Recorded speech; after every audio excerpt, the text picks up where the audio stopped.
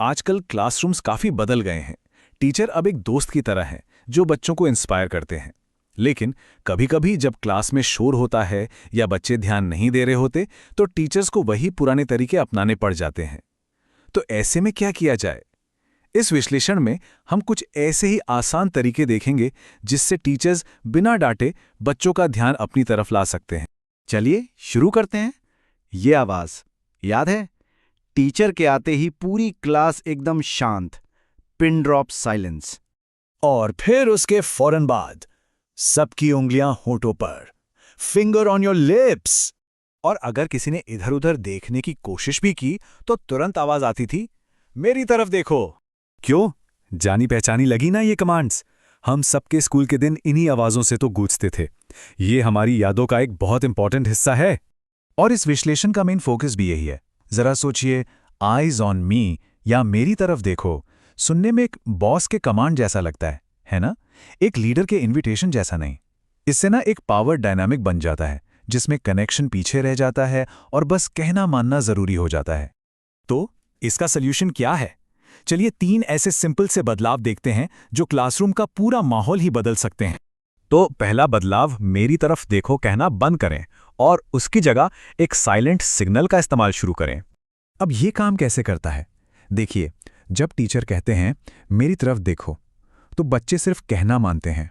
लेकिन जब टीचर एक साइलेंट सिग्नल यूज करते हैं, जैसे कि एक खास हैंड जेस्चर या बस शांति से खड़े हो जाना, तो बच्चों के अंदर क्यूरियोसिटी यानी जिज्ञासा जागती है। फिर स्टूडेंट्स खुद ही ध्यान देने लगते हैं। इससे ओबीडियंस नहीं बल्कि सेल्फ रेगुलेशन बिल्ड होता है। टीचर्स अक्सर क्लास में ये चेक करने के लिए पूछते हैं, डज दैट मेक सेंस, या सबको समझ आया?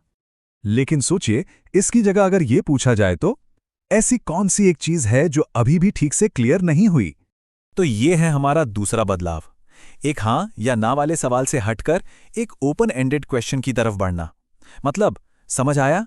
पूछना बंद करें और ये पूछें, ऐसा क्या है जो अभी भी ठीक से समझ नहीं आया?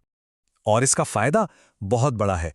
अक्सर स्टूडेंट्स ये मानने से डरते हैं कि उन्हें कुछ समझ नहीं आया, लेकिन जब टीचर खुद पूछते हैं कि क्या समझ नहीं आया, तो इससे कंफ्यूजन नॉर्मल लगने लगता है। बच्चे ईमानदारी से अपनी बात रख पाते हैं और टीचर को भी आसानी से पता चल जाता है कि उन्हें कहाँ और मदद करनी है। और जब क्लास में शोर बढ़ जाता है तो अक्सर ये आवाज गूंजती है, क्वाइट डाउन, शांत हो जाओ। लेकिन इसका एक बिल्कुल उल्टा और बहुत ही असरदार सॉल्यूशन है जिसे कहते हैं स्टेज विस्पर, यानी धीरे से फुसफुसा कर बोलना शुरू कर दें। तो चलिए अब तीसरे और आखिरी बदलाव पर चलते हैं। शोर पर चिल्लाने की जगह एक स्टेज विस्पर का इस्तेमाल करें। मतलब, वॉल्यूम बढ़ाने की जगह घटा दें। ये काम क्यों करता है? लॉजिक बहुत सिंपल है। शोर के ऊपर चिल्लाने से तो सिर्फ और शोर ही बढ़ता है। जब टीचर धीरे से बोलना शुरू करते हैं तो बच्चों को सुनने के लिए आगे आना पड़ता है। उन्हें लगता है कि शायद कोई सीक्रेट बात हो रही है। और कई बार तो स्टूडेंट्स खुद ही एक दूसरे को शांत कराने लगते हैं ताकि वो सुन सकें। तो इन सब छोटे छोटे बदलावों का आखिर नतीजा क्या निकलता है? नतीजा है एक ऐसा क्लासरूम जो कभी डल नहीं होता। दी नेवर डल क्लासरूम। एक नेवर डल क्लासरूम का मतलब है एक ऐसी जगह जो जोर जोर से दिए गए कमांड से नहीं बल्कि आपस के कनेक्शन से बनती है। एक ऐसा माहौल जो बोलने के तरीके में बस थोड़े से बदलाव से पूरी तरह ट्रांसफॉर्म हो जाता है। ये कोट इस पूरी बात को कितनी खूबसूरती से समझाता है।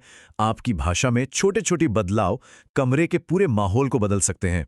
तो आखिर में सवाल बस इतना सा है, इनमें से कौन सा छोटा सा बदलाव है जो क्लासरूम में सबसे बड़ा फर्क ला सकता है? ये सोचने वाली बात है।